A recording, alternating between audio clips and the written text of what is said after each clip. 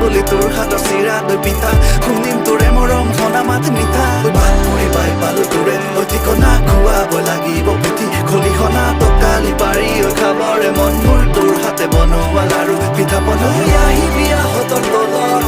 ৰৈ থাকিম গধূলি পৰত